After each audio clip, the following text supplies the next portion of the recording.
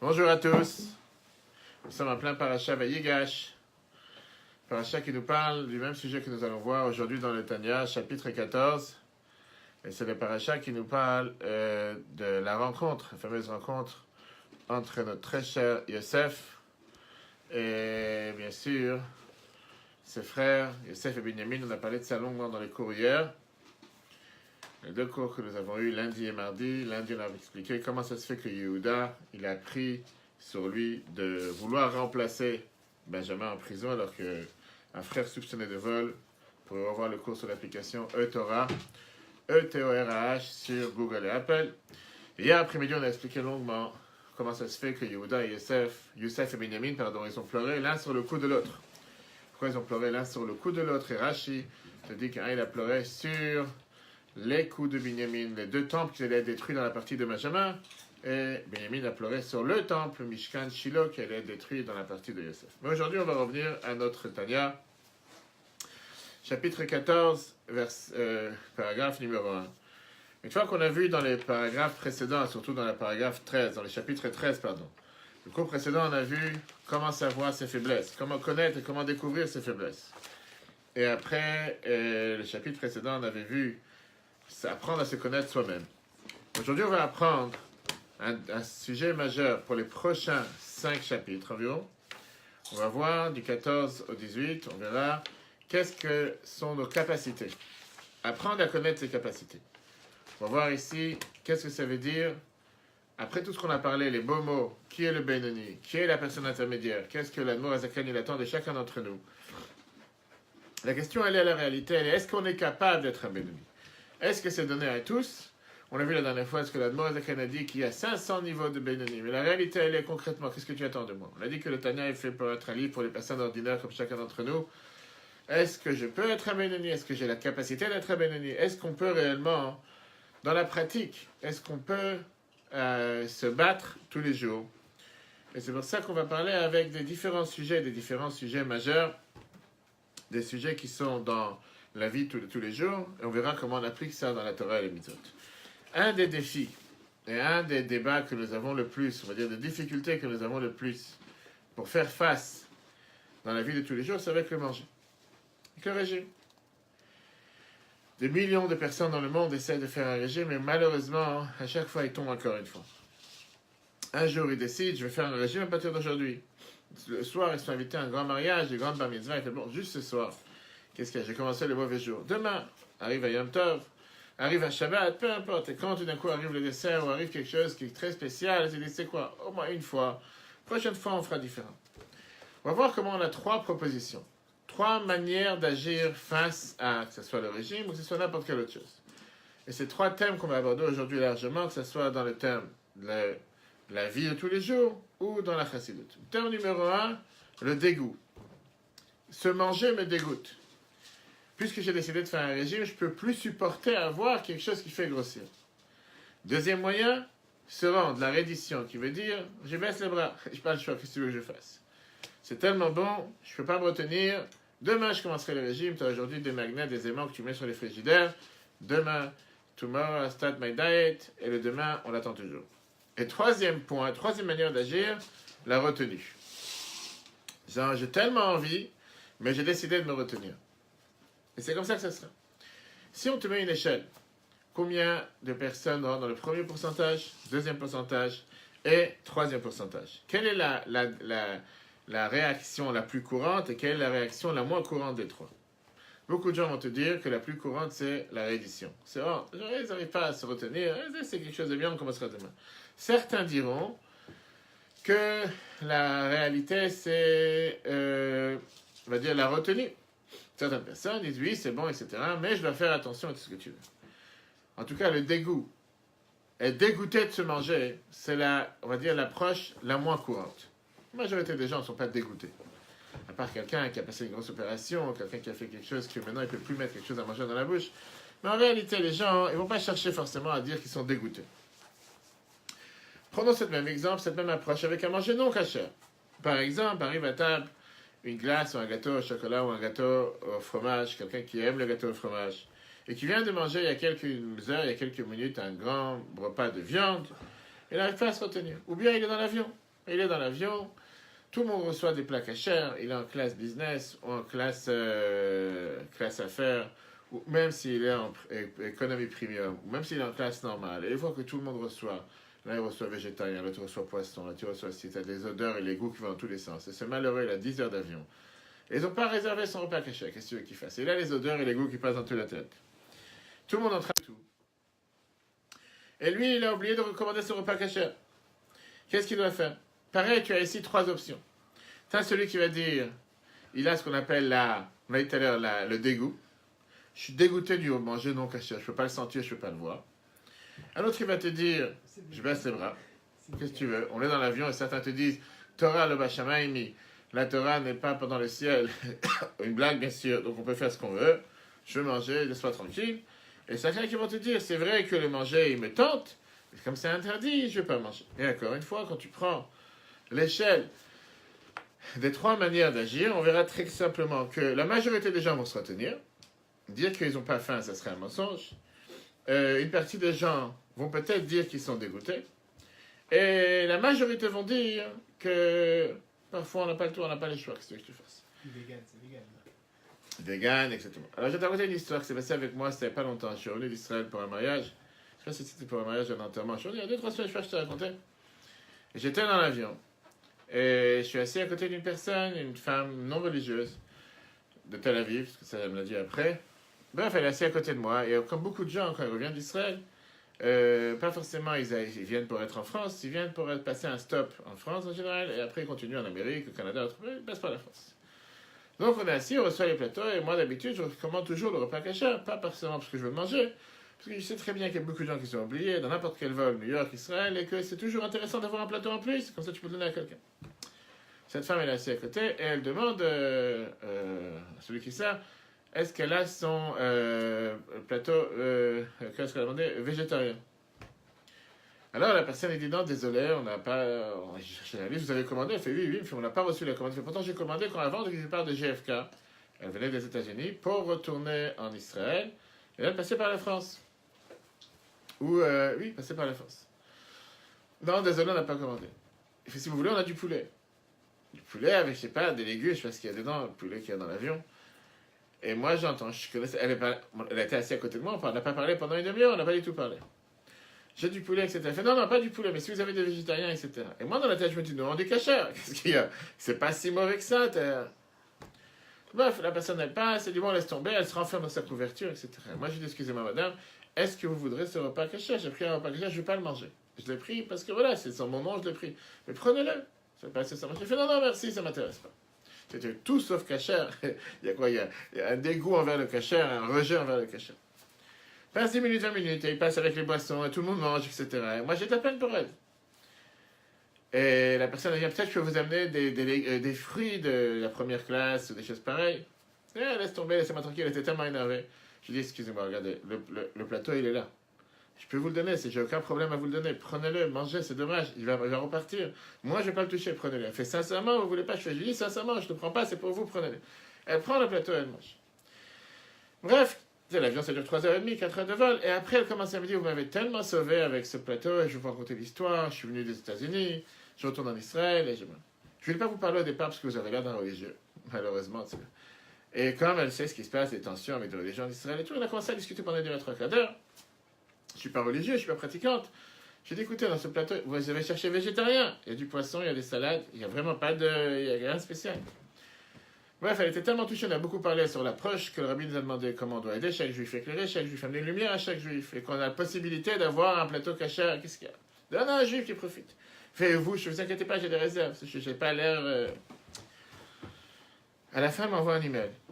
Comme ça, on a discuté pendant 2 à 3 quarts d'heure, l'approche de Chabad, elle adore Chabad, elle va dans le monde entier, etc. Je lui dis qu'elle vient de voir Chabad à Disneyland, on est juste à côté de Disney, si les gens y viennent. Elle atterrit à Tel Aviv, et elle m'envoie un email, en me disant, Vamar, je vous remercie infiniment, vous avez échangé, si vous vous rappelez de moi, on a échangé le plateau, vous m'avez donné votre plateau dans l'avion, je voulais vous remercier infiniment, je voulais vous dire, regardez, moi je ne suis pas Shomer Shabbat ni quoi que ce soit, mais mes parents, ils font Shabbat, ils habitent à Tel Aviv. Si vous avez des Français qui vont à Tel Aviv un Shabbat, et ils ont besoin d'aller où manger, je vous donne l'adresse, et qui viennent avec plaisir, ils vont les recevoir, jusqu'à 5 personnes, il y a de la place, etc. Ça m'a énormément touché. Et j'ai répondu, tu sais quoi, le plus important, c'est qu'on doit être unis, Peuple et juif confondus, différents, pratiquants, non pratiquants, oublient l'essentiel, c'est que nous sommes le même peuple. On ne doit pas regarder sur ce qui nous différencie, on doit regarder sur ce qui nous unit, et la vie continue. Ça, c'est ce qui se passe dans l'avion en général, quand tu as quelqu'un qui n'est pas farouchement opposé. Mais tu as des gens que parfois, ils vont avoir un sentiment de rejet, voire de dégoût, et parfois, certains, ils vont te dire, reddition, se rendre, je n'ai pas le choix, je suis dans l'avion, je n'ai pas mangé depuis 10h, 20h, laisse-moi tranquille. Comme tu as dit tout à l'heure, je prends juste la salade et les légumes, le poulet, je peux faire manger le poulet, mais le reste, qu'est-ce qu'il y a? Il y a un peu de sauce, il y a un peu de goût, c'est pas la fin du monde. Ouais. La réalité, elle est que la Moazek interdit dans ce pérec, dans ce chapitre, c'est pas juste le manger. Dans tout dans la vie. La colère, l'amour, l'attirance, la haine, l'attention. Tu peux avoir des centaines d'exemples dans lesquels tu retrouveras toujours ces trois manières d'agir. Se rendre, reddition, on l'a dit tout à l'heure, le dégoût, ou bien la retenue. Et là, on va voir qu'est-ce que la Torah elle attend de nous. Qu'est-ce qu'on peut faire, nous, en tant qu'humains normal? Nous ne sommes pas des tzadikim, je parle pour moi. Et c'est difficile parfois, face à une mitzvah ou le contraire d'une mitzvah, qu'est-ce qu'on peut faire? Et pour ça, le chapitre qu'on va voir tout de suite, le premier paragraphe du chapitre 14, s'explique 3 points. D'abord, qu'est-ce qu'on peut faire vraiment? Qu'est-ce qu'on veut faire vraiment? Et qu'est-ce qu'on ne peut pas faire? Et si on met ça en positif, ça met dans la tête, je peux, je veux et je ne peux pas. C'est ce qu'on va voir ensemble. Comme on l'a dit tout à l'heure, on a en général 3 différents personnages. On a le tzaddik, le rachat et le benoni. Le tzaddik égale le dégoût. Le tzaddik, il est tellement plein de bien et il n'a pas le mauvais penchant. Donc il ressent un dégoût face à tout ce qui sont les plaisirs de ce monde. Il n'a aucune attirance envers ces choses-là. Ça le dégoûte, c'est comme quelque chose qui est totalement de poubelle, ça ne l'intéresse pas. Il n'a aucune attirance, la vie est belle. Le rachat, c'est celui qui est avec la reddition. Il se rend sans arrêt, il faute sans arrêt. Il n'a pas le courage, ni la force, ni le pouvoir de pouvoir se retenir, ni de temps en temps, ni une fois par jour, jamais. Chaque fois, il tombe. Et là, t'arrive le Benoni. Le Benoni égale celui qui sait jouer avec la retenue. Mais est-ce que c'est une retenue continue? Est-ce que c'est une retenue momentanée? Est-ce que c'est une retenue 1 minute par jour, 1 heure par jour et 1 heure il tombe? C'est ce qu'on va voir. Le Benoni, l'intermédiaire, il a une attirance face au désir et sujet matériel. Il a un mauvais penchant, mais il réussit à se retenir. À se retenir à 100% maintenant. Ça ne veut pas forcément dire qu'il va se retenir plus tard, dans 1 heure, dans 2 heures, etc. Et donc on revient à ce qu'on avait déjà dit sur le Benoni, c'est quelqu'un qui est capable de jamais fauter. Je regarde maintenant, à l'instantané, face à cet épisode, c'est un tzaddik. Je ne sais pas ce qui va se passer plus tard. Parlons de la réalité, ça c'est dans l'idée. Dans la réalité, on a dit la dernière fois, tu as ce qu'on veut et tu as ce qu'on trouve. Combien de gens réellement sont capables de rentrer dans cette catégorie? La majorité des gens ne vont pas se rapprocher de la catégorie d'un tzaddik, de dire qu'on ressent un rejet, un dégoût. On est tellement dégoûté de tout ce qui sont les mauvaises choses et qu'on n'a aucun sens, on n'a aucune attirance. Le Benoni, qui est la personne intermédiaire, a priori, personne d'entre nous, je parle pour moi, peut dire qu'il réussit à se contrôler 100% du temps, chaque instant, chaque jour, chaque temps, sans limite. Alors bien sûr qu'on va tous se retrouver dans un certain contrôle à certaines choses, mais dire qu'on réussit à se contrôler, on est en contrôle 24 heures sur 24, 7 jours sur 7, difficile. Parfois on tombe et on essaie de réparer, en tout cas c'est comme ça pour moi tous les jours. Et donc si c'est comme ça, si on regarde dans le miroir, c'est pas pour chacun d'entre nous, c'est quelque chose qui n'est pas apte pour chacun d'entre nous. Peut-être que pour les disciples du Admour Azaken, il y a 250 ans, oui, c'était quelque chose qui était capable. Mais aujourd'hui, en 2018, 5779, qui peut dire qu'il est un Benoni? Et c'est ça que l'Admour Azaken te découvre ici, dans ce chapitre 14, en te définissant qu'il y a 2 sortes de Benoni. Il y a aspirer à être, et il y a qui je suis. Il y a ce qu'on appelle l'image du Benoni, qu'est-ce qu'il représente, qu'est-ce qu'il est. Et comme le Tanya appelle ça le Madriga du Benoni, le niveau du Benoni. On va tout de suite voir c'est quoi ce niveau. Ça c'est le Benoni qui est parfait, celui que tu peux montrer du doigt en disant c'est un Benoni à 100%, comme celui qui est en face de moi, il s'appelle Gabriel. Et il y a celui qui réussit à se contrôler dans chaque situation. Je parle par rapport à ce Benoni, qui se contrôle sans arrêt. Il ne va jamais faire un péché, le petit comme le grand. Pour lui c'est tellement contre l'idée même de vouloir penser faire un péché. Même si, encore une fois, il a son mauvais penchant à l'intérieur, mais il est en contrôle à chaque instant. Il gère la situation. Il ne se laisse pas aller, il ne se rend pas, il n'est pas arrivé à un dégoût ou à un rejet, mais en tout cas, il contrôle la situation. Un tel Benoni d'un niveau si haut, Rabbi El Paritcher, qui était un des élèves, le Noazaken avait dit que c'était Aleva et Benoni, que Dieu fasse que que je sois un Benoni. On l'a vu avec Rabba, on a parlé plusieurs fois la dernière fois. Là, tu parles vraiment de niveau élevé. Ça, c'est le niveau du Benoni. Mais viens, la Gemara te dire qu'à part le niveau, il y a aussi le chemin du Benoni. Comment arriver à être un Benoni momentané? Qui veut dire, oui, le mauvais penchant est là. Oui, il essaye de le tirer, il essaye d'être attiré par différents désirs, différentes envies. Mais il réussit à combattre son mauvais penchant avec la pensée, la parole et l'action. Et ça, c'est quelque chose, le chemin du Benoni, c'est un chemin que chacun d'entre nous peut adopter, même si c'est une fois par jour, même si c'est une heure par jour, même si c'est un certain moment par jour. Pourquoi? On a vu ça dans le chapitre 12, comme quoi tu as cette base qui est que Moach Talit est la lèvre, que tu as la pensée, tu as le cerveau qui règne sur le cœur. Et ça, c'est quelque chose que Dieu nous a donné, différemment des animaux. On est capable de contrôler ses sentiments. C'est parce que j'ai envie que je dois toujours faire. Un animal, il veut défoncer le mur, il va défoncer la cage, il veut se jeter sur son maître qu'il a habitué, qu'il a rodé pendant 10 ans. Il va le manger, il va le dévorer. Un être humain a le devoir de se contrôler. Revenons maintenant à l'exemple qu'on a dit au départ. Par rapport à tout ce qui sont les différentes envies, différentes épreuves, que ce soit avec le manger ou autre chose. Si on différencie ça aux 3 personnages, Tzadik, Racha et Benoni, le Tzadik égale dégoût, rejet total de tout ce qui est mal. Le Benoni, c'est celui qui est le retenu. Il arrive à se retenir. Après, on ne rentre pas dans les détails si c'est tout le temps momentané. Et après, tu as le Racha, que le Racha, lui, c'est celui qui se soumet, qui se rend sans arrêt. Il n'a pas le courage de pouvoir se retenir. Développer cette notion de dégoût aux mauvaises choses, comme on va voir plus tard, c'est quelque chose qui est difficile à développer. Ce n'est pas donné à tous. Se rendre, c'est interdit. Alors, qu'est-ce qu'on attend de nous? Le Benoni égale le retenu. Sentir un rejet, sentir un dégoût, sentir que je peux pas le voir, se manger, ou cette bêtise, ou ce péché, pas forcément qu'on a la capacité, pas forcément qu'on a le niveau pour le faire. Se dire que je suis sans arrêt en train de me rendre, me rabaisser, baisser les bras, pas forcément. Se retenir, c'est un travail. Et c'est ce qu'on va voir. Puisque chaque instant, et c'est ça que la Noazakin te fait comprendre ici, chaque petite victoire est une victoire vers la vraie victoire. Cherche pas, et on verra ça à la fin du cours, merveilleux enseignement que l'on a bien donné des conseils à certaines personnes. Cherche pas à vouloir conquérir le monde en un instant. Cherche pas à vouloir te séparer du mal en une journée, ça ne marchera pas. Le mal existe, les envies existent, les fantasmes existent, j'ai un mauvais penchant à l'intérieur, que je veuille ou pas, ça existe. Alors si je décide qu'à partir d'aujourd'hui je ne mange plus de gâteau, vas-y, tu as décidé. Mais en grand, je ne mange plus de gâteau, tu vois si ça marche. Si je décide qu'à partir d'aujourd'hui, sur les 3 fois par jour que je mange des gâteaux, une fois je vais enlever, ce sera beaucoup plus facile, beaucoup plus adapté, beaucoup plus probable que tu vas pouvoir le tenir, même si ce n'est pas éternellement, pour une semaine, pour un jour, un Shabbat, une fête, peu importe, gagner un petit combat à chaque instant. Début du chapitre, Admorazak te dit la phrase majeure qui est « Mets-toi dans la tête que tu peux ». Arrête de penser que tu ne peux pas. Mets-toi d'abord la possibilité que tu peux. Dis-toi que face à n'importe quel désir et face à n'importe quelle envie, tu peux te retenir. Et automatiquement, puisque tu peux, tu dois. Ça, c'est ce qu'on attend du Benoni. C'est pour ça qu'il te dit que le Benoni, cette personne intermédiaire, c'est une personne dans laquelle Admorazak t'explique 3 thèmes. Tu as la prière, tu as le choix, le libre arbitre, tu as la possibilité et tu as la permission de le faire. En 2 mots, tu peux le faire. Si tu veux, tu peux le faire.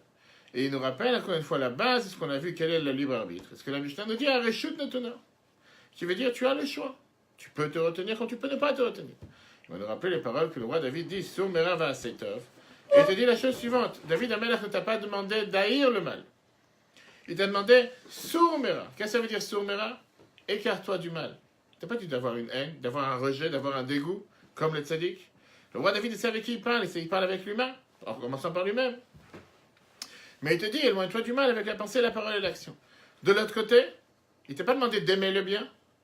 C'est pas forcément que tu dois te forcer à aimer, de faire le bien, mais il te dit, fais le bien. Peut-être une fois que tu vas être habitué à faire le bien, tu vas vouloir l'aimer. Mais David Amelach te dit les choses simples. Éloigne-toi du mal, pas forcément rejette. Fais le bien, pas forcément aime à faire le bien. Pas forcément tu vas vouloir aimer ce que tu dois faire. Ce qu'il faut faire. Mais avec le temps, tu vas le faire, tu vas vouloir l'aimer.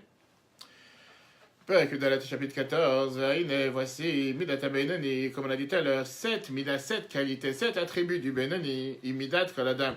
Elle est adaptée à chaque personne. Ve'acharea kol adam yimshach. Chaque être humain doit vouloir suivre d'arriver à cette qualité, à cet attribut. Pourquoi? Chez kol adam, chaque homme, yachol liot benoni, peut être un benoni, une personne intermédiaire, bechol et ou bechol shah, dans chaque moment et chaque instant. Pourquoi? Qui a benoni, te dit c'est quoi le benoni? Eno moes bera.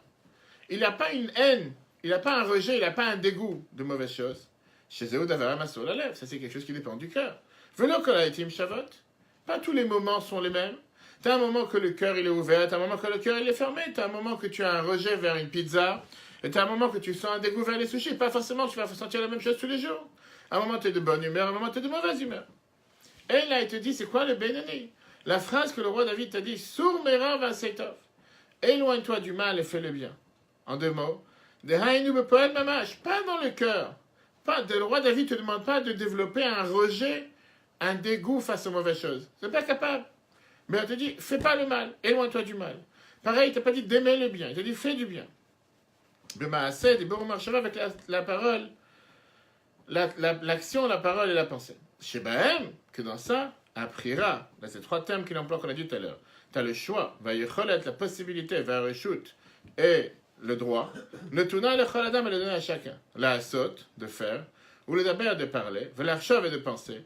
Gam masheu neged ta'avat livo b'aframamash. Même quelque chose qui est contre le désir de son cœur est l'inverse de ce qu'il désire. Oui, j'ai envie maintenant de manger un jambon beurre. Oui, maintenant j'ai envie de manger ce plateau qu'on m'a donné dans l'avion qui n'est pas caché. Dire que j'ai pas envie, c'est un mensonge. Dire que je rejette et j'ai un dégoût, je suis pas un tzaddik. J'ai l'envie. Viens, le Morazana te dit, tu as le droit et tu as la possibilité, tu as le choix de vouloir contrôler cette envie. Et de faire le contraire de ce que ton envie elle veut. Oui, j'ai envie. Oui, j'ai peut-être une attirance. Oui, peut-être j'aime. Mais le roi David n'a pas dit de ne pas aimer. Je peux aimer, mais ne le fais pas. Et ça, c'est dans tes possibilités. Ça, tu peux le faire. Ça, si tu veux, tu peux le faire. Une histoire que la Bible a racontée des centaines de fois. J'ai raconté ça à quelques personnes hier, sans savoir qu'on en a parlé de ça aujourd'hui. À l'époque, il n'y avait pas de voiture. Il y avait des carrosses. Les gens voyageaient avec les chevals et des carrosses. Et c'était des chemins de boue, comme tu as aujourd'hui en Russie, en Ukraine. C'était parti une fois, j'ai parti des centaines de fois. Des chassidim passaient à l'époque pour aller voyager des heures et des heures et des heures. J'étais plusieurs fois en Ukraine, tu fais 24 heures de train, 30 heures de train, des routes sans fin. Tu as du goudron partout, mais tu as des petits villages comme à Lubavitch, tu sais encore de la boue. Aujourd'hui, c'est déjà goudronné dans quelques endroits. Bref, quand il pleuvait, les chemins étaient pleins de boue. Et des fois, tu avais le cheval avec la carrosse, il suffit qu'il y ait un poids lourd. Automatiquement, ils s'enfonçaient dans la boue. On était en plein hiver, il y a 300 ans. Les élèves du Baal Shem Tov sont assis à Medjibouj en train d'apprendre la Torah dans le Beth Midrash. Dehors, il fait froid, il pleut. Mais à l'intérieur, c'est le Gan Eden. À l'intérieur, c'est paradis sur terre. Tout d'un coup, rentre Ivan, qui était un carrossier non juif. Plein de boue. Il tape à la porte, il tape à la fenêtre. Les élèves, ils lèvent les yeux vers la fenêtre et ils disent, qu'est-ce qu'il fait ici, Ivan, le carrossier? C'était l'Uber de l'époque, ou le VTC de l'époque. Et peut-être qu'il a voulu décider de venir se rapprocher du Beth Midrash du Baal Shem Tov. Ivan ne pensait pas devenir un élève, mais il leur a donné une leçon de morale, que le rabbi en a parlé, notre rabbi, et le Baal Shem Tov, sans limite.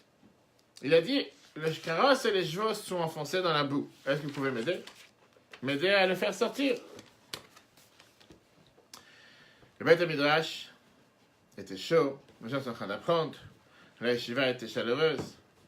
Les gens ne sont pas intéressés maintenant à sortir dans la nuit, mettre les pieds dans la boue, on n'est pas habillé, on n'a pas les bottes, on n'a pas les gants, aider comme ça quelqu'un, un paysan russe à moitié sous, laisse-moi tranquille avec ton cheval et ton carrosse.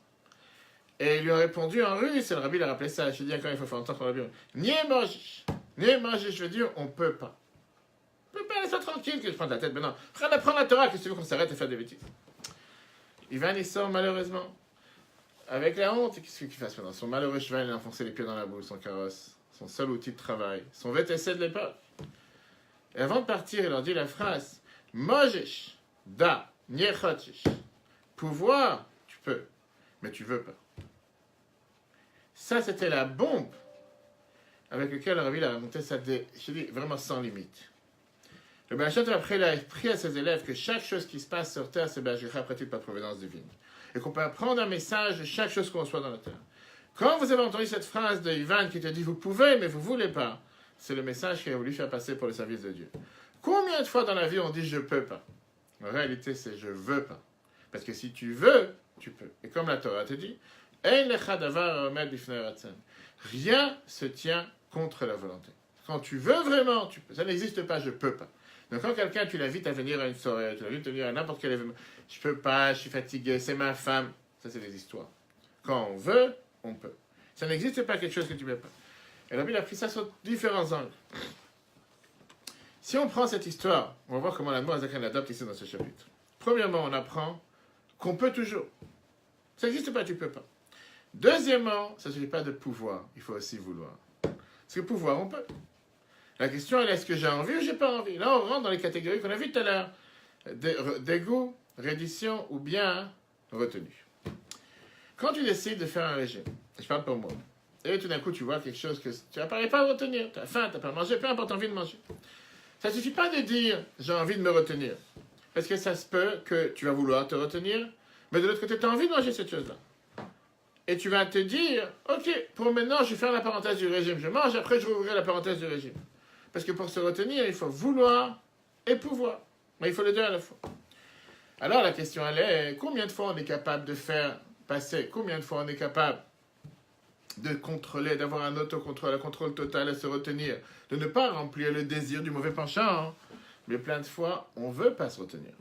Pouvoir, on peut. Mais parfois, on ne veut pas. Des fois, c'est tellement plus facile de se rendre, de faire en sorte de se rabaisser, de laisser passer, de faire ce qu'il ne faut pas faire. Et après, demain, on verra un autre jour. Et donc, quelle est la chose qui va faire en sorte de se mettre le stop devant une personne en disant « retiens-toi ». Parce qu'on a dit, vouloir, pouvoir, on peut. Pas forcément qu'on veut à chaque fois.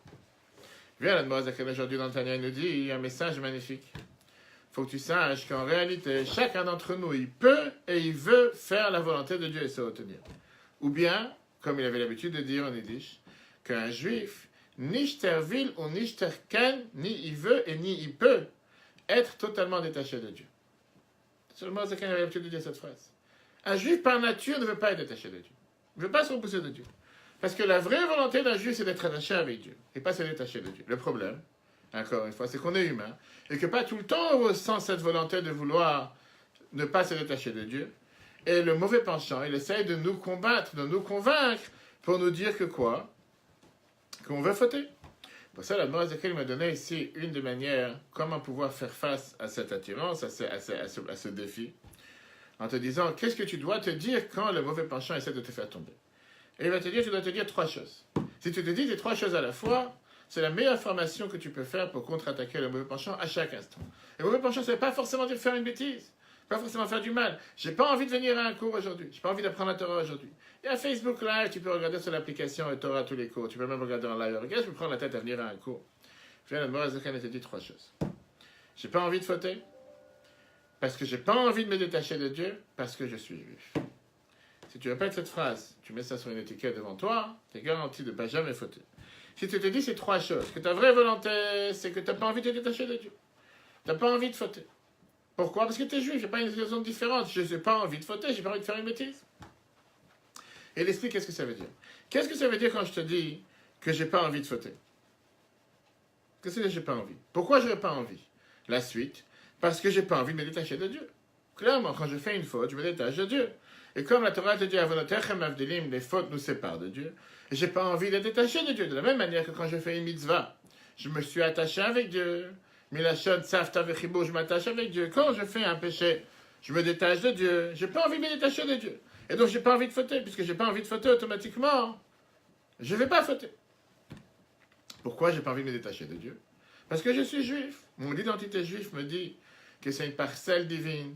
J'ai une neshama à l'intérieur, une neshama qui est à l'intérieur de moi, une neshama pure, une neshama qui est totalement attachée avec Dieu, qui fait que je ne suis pas capable de me détacher de Dieu. Et donc c'est pour ça, comme l'Admor Azaken va te dire, qu'il y avait des juifs qui avaient l'air d'être tellement loin du judaïsme, et qu'ils étaient prêts à donner leur vie, de mourir pour Dieu. Pourquoi? Parce que leur propre identité était que je suis juif, je ne peux pas être capable de fauter. La question, si on ouvre les yeux, on voit que la grande majorité du peuple juif n'est pas pratiquante. La grande majorité du peuple juif fait des péchés. C'est un fait. Grâce à Dieu, des centaines de milliers de juifs tous les jours se rapprochent de la Torah, mitzvot et ils avancent. Mais la majorité du peuple juif n'est pas pratiquant. Pour l'instant, pratiquante une certaine mitzvah, mais il y a beaucoup de choses qu'ils ne font pas. Alors comment est-ce possible avec ce qu'on vient de dire? On vient de dire qu'un juif, il ne peut pas être détaché de Dieu, il est forcément attaché à Dieu, il a une neshama. Comment se fait-il que finalement tu as certains qui font une erreur, tu as certains qui font un péché? Qu'est-ce qu'on va faire? Viens, la Morazakan, il te donne la réponse. 2 mots. Ruach Shtut, un vent de folie. En te disant que quelqu'un ait fait une erreur, quelqu'un ait fait une faute parce qu'il y a un vent de folie qui rentre dans la tête. Comme le Zohar te dit. Nefesh ki techeta. On voit ça dans le Chumash Vayikra qu'on verra dans quelques semaines, quelques mois. La Torah, elle te dit, qu'est-ce que ça veut dire Nefesh ki techeta? Qu'est-ce que ça veut dire une âme qui va fauter? Elle veut dire Adam qui yerta, un homme qui va fauter. Pourquoi une âme qui va fauter? De la même manière qu'un animal s'enfuit du feu par un instinct naturel que Dieu il a fait, qu'il ne va pas sauter dans le feu, à part s'il est complètement fou. Pareil, un juif s'enfuit d'une avéra de manière naturelle. Lui et une avéra et un péché n'ont pas de contact entre eux. Alors ceux qui fautent, ils font ça parce qu'ils ont la réponse qui dit c'est pas si grave que ça. Même en fautant, je ne serai jamais contre Dieu. C'est pas parce que je vais fauter que je vais me détacher de Dieu.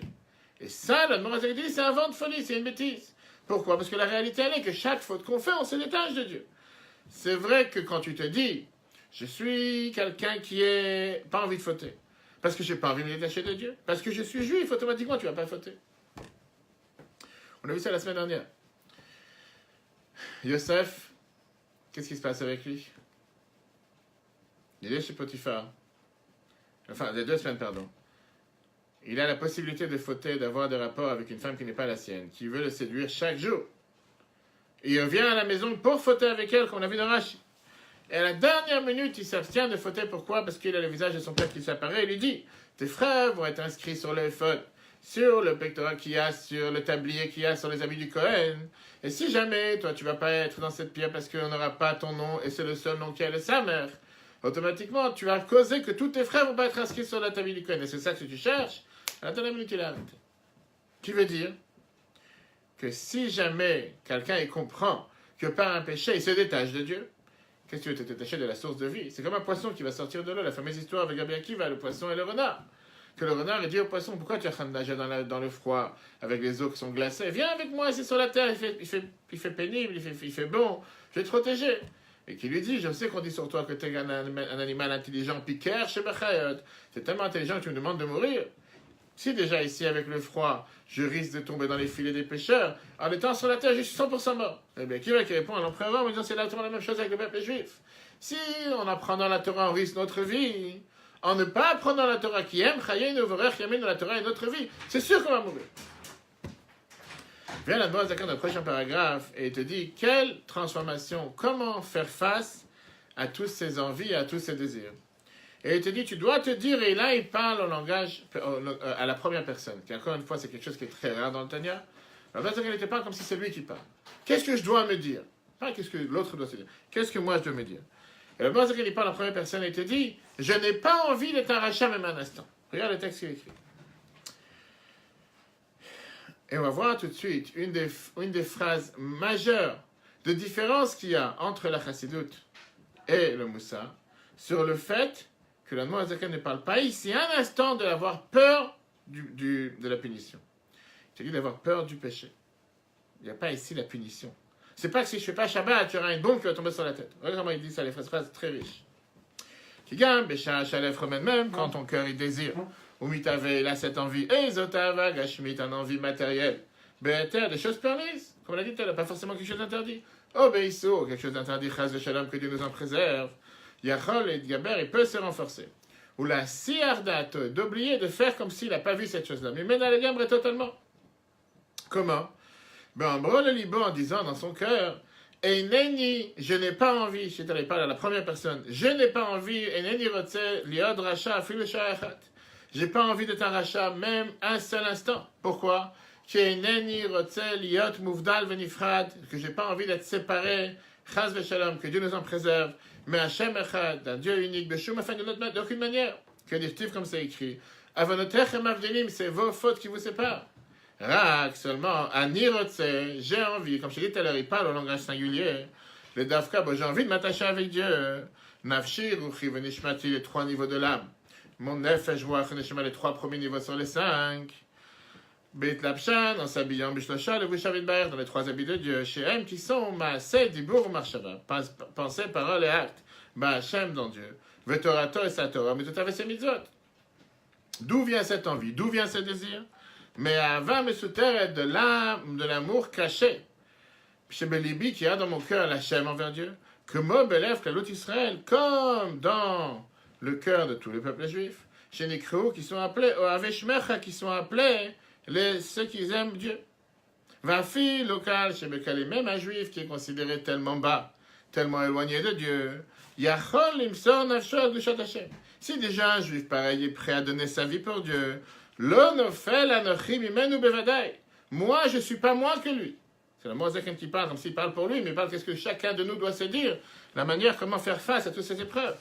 Et là seulement, chez Nichnas Baruch Shtut, parfois rentre dans la tête un vent de folie. Venin Melo, et si tu imagines, chez Ba'aver Azouk, avec ce péché, Odeinu Beyaduto, je suis encore attaché à Dieu. Vein Nishmatom Uvdalet Meloke Israël, et mon âme n'est pas séparée du Dieu des Juifs. Vegam Shoché Aché, j'oublie. Avatol Hashem, mon amour envers Dieu, Amesuteret Belibo, qui est caché dans mon cœur. Avalani, mais moi, et Neni Rotse, je n'ai pas envie, Liot Shoté Kamo, ou d'être un fou comme lui, Likfor a aimé de renier le bien. C'est une des seules fois dans tout le Tanya que la Mozaken parle en langage privé, en langage singulier, en te disant, voilà ce que tu dois te dire. Pas besoin d'aller chez un thérapeute, pas besoin d'aller chez un psychiatre, pas besoin d'aller chez un psychanalyste. Tu veux savoir comment t'auto-contrôler? Dis-toi ça tous les jours. Dis-toi que j'ai pas envie de me séparer de Dieu. J'ai pas envie d'être déconnecté de Dieu. J'ai pas envie d'être différent. Si déjà les gens les plus simples sur terre sont capables de donner leur vie pour Dieu, à la même raison que moi je suis capable, avec mes biens, avec le fait. Comme je t'ai dit tout à l'heure, pour faire un point majeur qu'il faut faire remarquer que la Mozaken ici te parle du fait que j'ai pas envie, que j'ai peur de la faute. Pas peur de la punition. J'ai pas envie de me détacher de Dieu en faisant une faute. La Chassidoute considère que celui qui ne fait pas un péché parce qu'il a peur de la punition, c'est un des niveaux les plus bas. Ça ne s'appelle pas avoir Yirat Shamayim. Avoir crainte de Dieu, c'est pas avoir crainte de la foudre qui va tomber sur la tête. Dieu n'est pas un Dieu, un tyran, qui est là pour te taper à longueur de journée. Comme parfois décrit par certains autres courants qu'on a dit tout à l'heure. Parce que quelqu'un qui a peur de la punition, c'est pas qu'il a peur de Dieu. Il a peur d'être puni. Si demain c'est comme un voleur, il sait qu'il va se faire attraper par la police, il n'a pas volé. Mais si la police n'est pas là, ou si la police elle lui dit aujourd'hui on est en grève, il va dire je vais aller voler. Donc il n'a pas peur de voler. Il a peur de la punition. En réalité, si quelqu'un il a les forces pour se tenir face à un péché, plein de fois, c'est pas forcément la peur de la punition qui va changer quoi que ce soit. Parce que malheureusement, on voit avec tous les délinquants qui tournent dans la rue qu'ils ont été punis une fois, une deuxième fois, et ils recommencent. Donc ils n'ont pas encore compris la notion, pourquoi il ne faudrait pas le faire. S'ils auraient eu la peur du péché, automatiquement ça aurait été différent. Donc pour ça que le Mozaken ne touche pas du tout à ce sujet-là ici, et il te dit qu'on a beaucoup plus, il vaut mieux se craindre de se détacher de Dieu en faisant un péché que autre chose. Mauvaise histoire que j'ai racontée plusieurs fois. Professeur Velvel Green, qui était un des plus grands professeurs qui travaillait avec la NASA aux États-Unis, cherchait sur la vie sur la planète Mars, travaillait dans tout ce qui est, pas les étymologies, j'ai oublié tout ce qui est les bactéries. C'est un des plus grands professeurs qu'on a eu dans notre histoire, qui était au départ pas du tout religieux, qui s'est rapproché du Rabbi. Le Rabbi lui a répondu à sa lettre, 2 ans après qu'il a commencé à faire tchouva. Une longue histoire, il a un livre qu'il a écrit avec tous ses échanges avec le Rabbi. Mais il dit quand il a commencé à raconter cette histoire, pardon, quand j'ai commencé à me rapprocher au judaïsme, je ne mangeais pas kasher. Une fois, on m'a demandé de venir donner une conférence. Il travaillait pour la NASA, donc il a donné une conférence dans un endroit particulier. Et quand le shliach avec qui il était en contact, Moshe Fell, le shliach de Minnesota, d'où il vient, il a entendu qu'il voyageait, il a dit écoute, comment dans l'avion repas kasher? Quand tu parles ici, une histoire d'il y a 40 ans, c'est pas comme aujourd'hui, tu commandes sur Internet repas kasher. La seule chose qu'on te dit, c'est de penser 48 heures avant, et en général, il y a des vols où ils sont des repas en plus. Et il a dit que faut que tu saches que tu es le seul juif peut-être que tu voyages à cet endroit-là. Et le fait que tu vas demander à la compagnie aérienne un repas kasher, ils vont se dire, il y a des demandes, et peut-être que la prochaine fois, ça va les aider à vouloir commander des repas, à avoir toujours 2-3 repas kasher au cas où il y a des juifs qui demandent. J'ai dit, ok, je suis d'accord, je joue le jeu. J'ai commandé un repas kasher. Le problème, c'est qu'une fois que je rentre dans l'avion, comme d'habitude, ah, monsieur, vous n'avez pas commandé, je ne sais pas combien de temps il fallait commander à l'époque, on n'a pas reçu votre repas, on n'a pas de repas kasher. Lui raconte, j'étais enragé tout le repas, tout l'avion, pendant tout le vol. Et tout le monde est en train de manger. Moi, je ne mange pas, j'ai pas mon repas kasher. C'est pas que je peux avoir un autre repas. C'est pas comme aujourd'hui qu'il y a une abondance dans les avions. J'ai pas mon repas. La nuit, le vol s'arrête à Chicago pour un stopover, pour une escale, merci, pendant la nuit. Je vais à l'aéroport. Le seul magasin qui était encore ouvert en plein milieu de la nuit, c'était un stand, comme tu as aujourd'hui à JFK, à New York ou les autres aéroports américains, un stand de hot dogs. Hot dogs. Alors aujourd'hui, à JFK, tu as un stand kasher, de hot dogs kasher qui existe, etc. Je ne parle pas des restaurants en Israël et tout. Mais là, il avait un stand de hot dogs, 1h du matin. Il n'a pas mangé depuis des heures dans l'avion. Et il s'est dit, ça avait l'air tellement bon, avec la moutarde et le ketchup, et c'est des odeurs, et c'est chaud, et t'as la fumée qui va dans tous les sens. J'étais d'abord affamé. Mais à part le fait que j'étais affamé, j'étais en colère. Pourquoi j'étais en colère? Je fais quelle folie, je suis rentré dans ce judaïsme, je commence à faire tchouva, je commence à manger kasher, mais je me prends la tête avec des fous. J'aurais pu manger dans l'avion, là je suis affamé, je vais arriver à la conférence, j'ai pas mangé. À l'époque, il n'y avait pas de barbe. Quand il est décédé, il avait une très très longue barbe. Il a dit, je vais commander quelques hot dogs pour bien me remplir, pour bien manger, mais avant ça, je vais faire un téléphone. Il appelle le Rav Feller, il dit, ça, ici c'est le professeur Green, très énervé. Je t'appelle de l'aéroport de Chicago. Je dois te dire une chose, j'ai pas reçu mon repas kasher dans l'avion. Je meurs de faim. Je ne peux pas manger. Je veux que tu saches qu'à 5 mètres en face de moi, il y a un stand de hot dogs non kasher. Avant d'aller acheter quelques hot dogs, je voulais d'abord te réveiller, la nuit. Et je voulais te dire que je vais acheter ces hot dogs en ton honneur.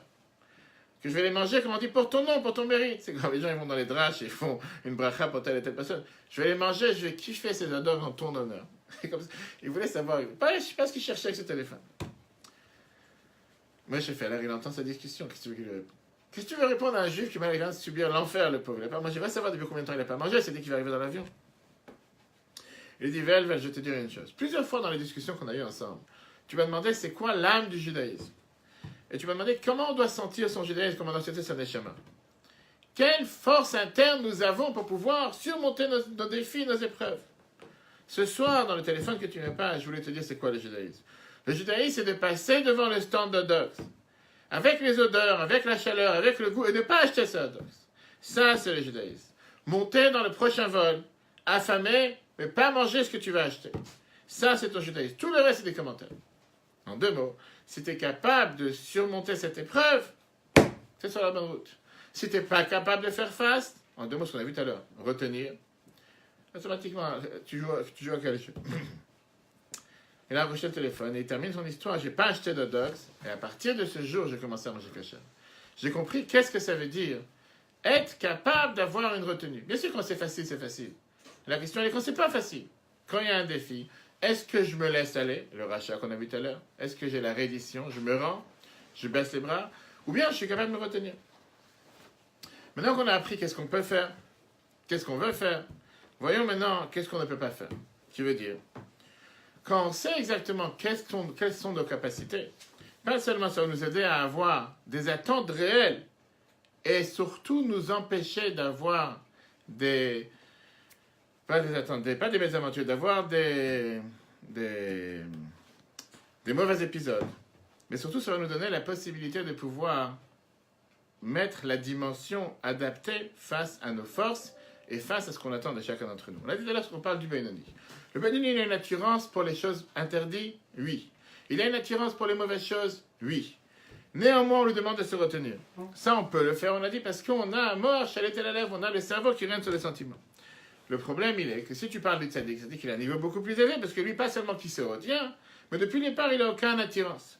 La question, elle est, comment on peut développer d'avoir un rejet, une haine, dégoût, face à des choses que jusqu'à maintenant j'ai aimées? Pendant 20 ans, le meilleur jour de travail, c'était Shabbat.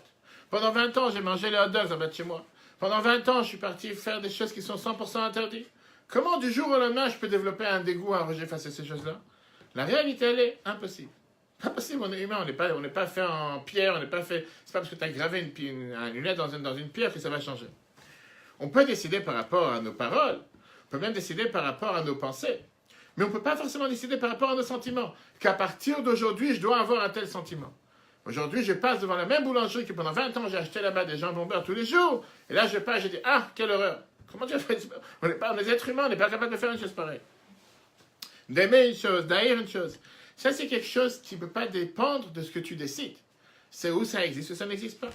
Viens là, Moazaken, et il t'explique qu'il y a un moyen de pouvoir développer une haine face à une certaine chose. Et pour ça, il faut d'abord comprendre quelle est la démarche psychologique qui entraîne une personne à haïr quoi que ce soit et à ressentir un dégoût envers autre chose. Haïr quelque chose, c'est le contraire de l'amour. Se sentir avec un dégoût, c'est le contraire du plaisir. Pour pouvoir ressentir un dégoût, être dégoûté de quelque chose, il faut d'abord ressentir un plaisir dans la chose contraire. Prenons de tout ce qui est propreté et non propre, ordre et désordre. Quelqu'un qui aime la propreté et qui aime l'ordre, il a un plaisir dans ça naturellement. Le plaisir qu'il a d'avoir quelque chose de propre ou quelque chose d'ordonné, ça fait qu'il est dégoûté quand il voit quelque chose qui n'est pas propre ou quelque chose qui n'est pas ordonné.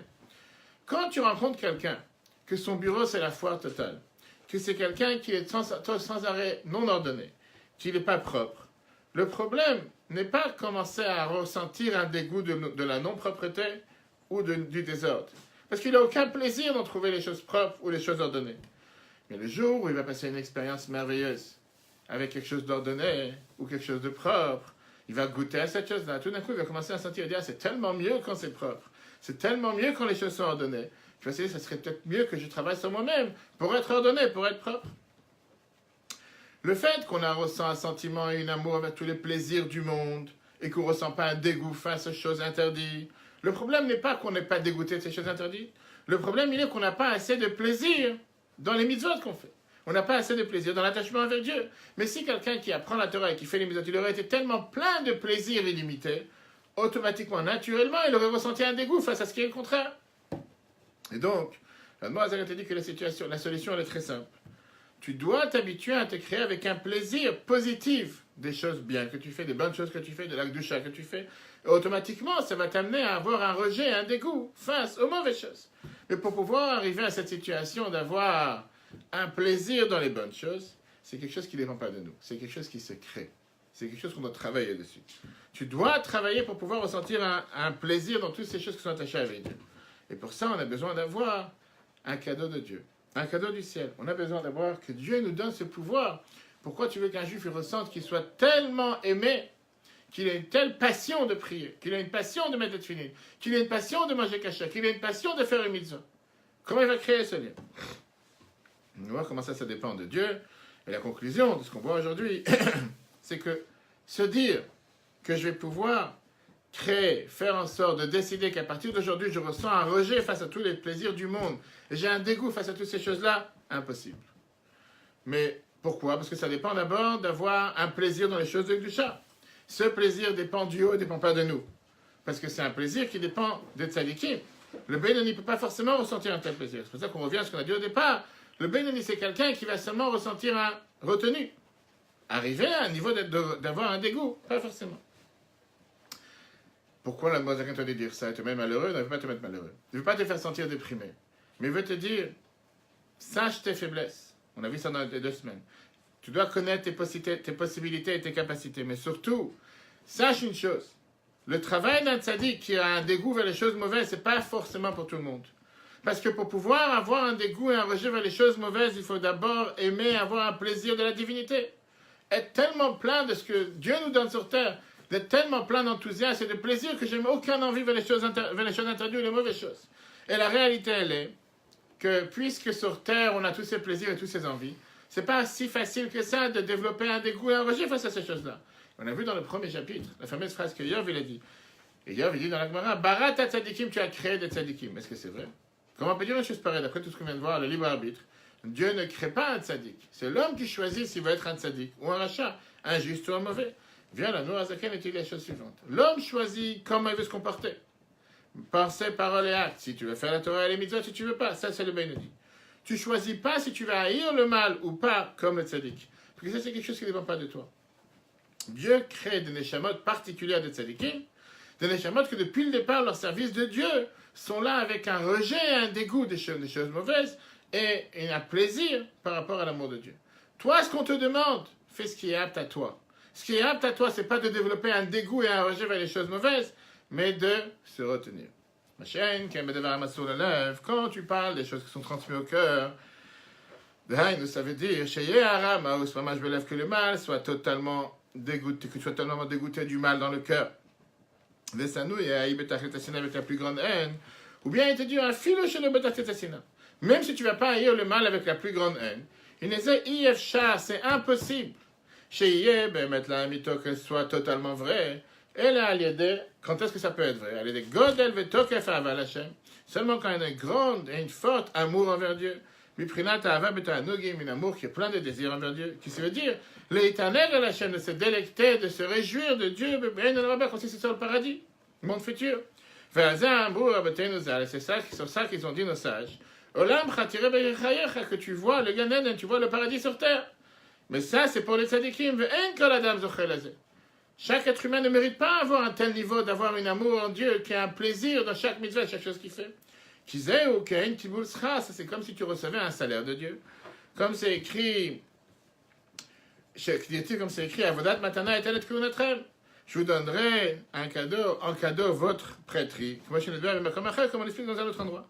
C'est pour ça que Job nous dit, Barat tzadikim, tu as créé des tzadikim. Ce service d'un tzadik, c'est un cadeau du ciel. Ou que Taïta Betikunim, comme c'est écrit dans le Tikkun Zohar, chez Yesh bin Neshamat Israël, qu'il y a dans le Neshamat du peuple juif, Kama Mine Madrigot Prino, différents avis, différentes sortes de niveaux. Chassidim, tu as les juifs pieux, Giborim, les forts, Amidgabrim Alitzram, qui réussissent à se contrôler, à gouverner sur leurs mauvais penchants. Marei Torah, les Baalei Torah, ceux qui apprennent la Torah. Nevi'im, les prophètes. Tzadikim, les Tzadikim. Aïn Sham, regarde là-bas. Termine cette première partie du chapitre. Moi, je te dire la chose suivante. La base fondamentale du libre arbitre, c'est que chacun d'entre nous peut être un Benoni. Qu'est-ce que ça veut dire peut être un Benoni? On a vu tout à l'heure au départ, Midat Koladam. Tu peux gouverner, tu peux régner sur tes penchants, sur tes désirs, sur tes envies, ne pas les laisser s'exprimer. Pas chacun ne peut être un tzaddik pour transformer tes penchants et tes envies jusqu'à arriver à un rejet et à un dégoût du mal.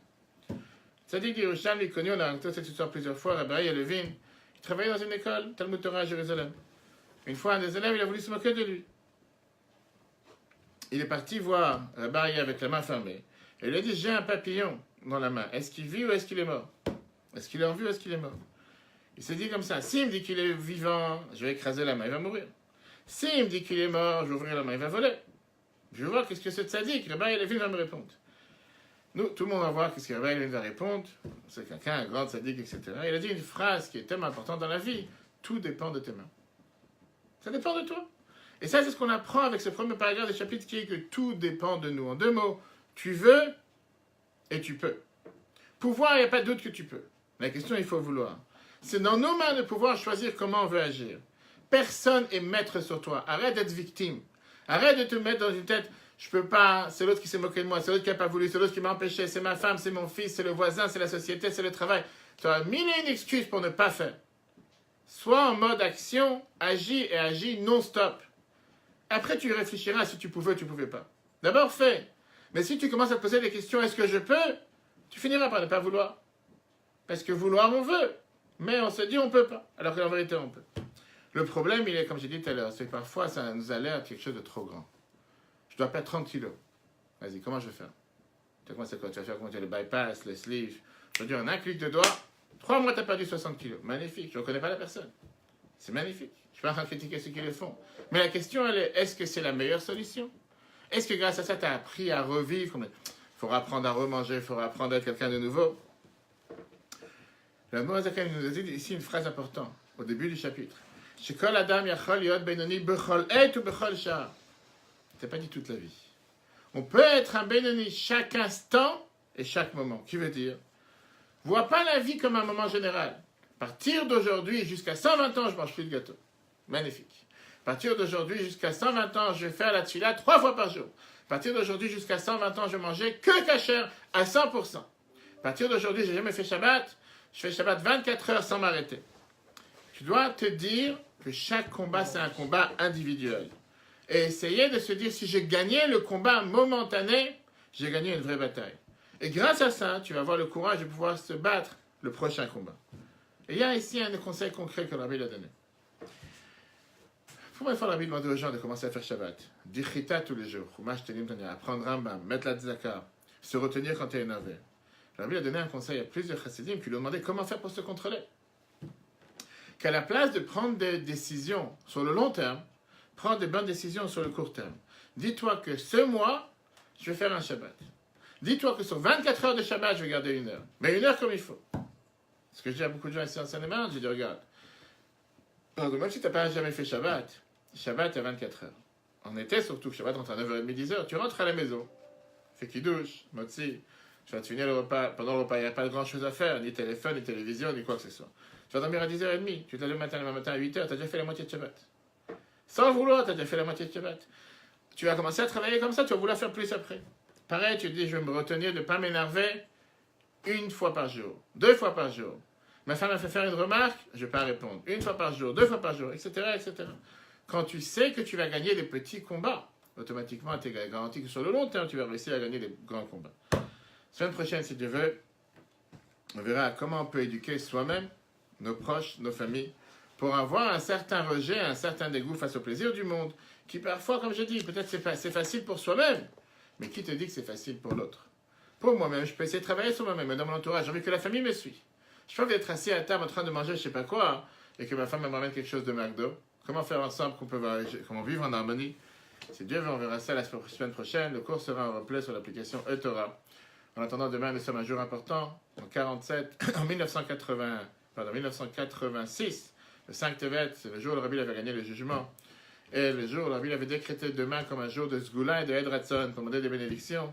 C'était une des seules fois que le Rabbi, je me rappelle, j'étais à l'époque à l'école, le Rabbi avait demandé qu'on envoie et qu'on écrit des noms du monde entier. Le Rabbi est parti au OL avec 10 ou 11 sacs de lettres qui étaient versés, venus du monde entier, en disant que c'est un jour propice pour demander des bénédictions, qu'on profite et qu'on mérite toutes ces bénédictions. Et surtout que la lumière de Hanouka continue à éclairer. Le cours sera en replay sur l'application eTorah, E-T-O-R-A-H, sur Google et Apple, comme d'habitude, ainsi que tous les autres cours et les autres précédents cours. N'hésitez pas de commenter, liker, partager. Que Dieu vous bénisse. Très bonne journée à tous et à la semaine prochaine.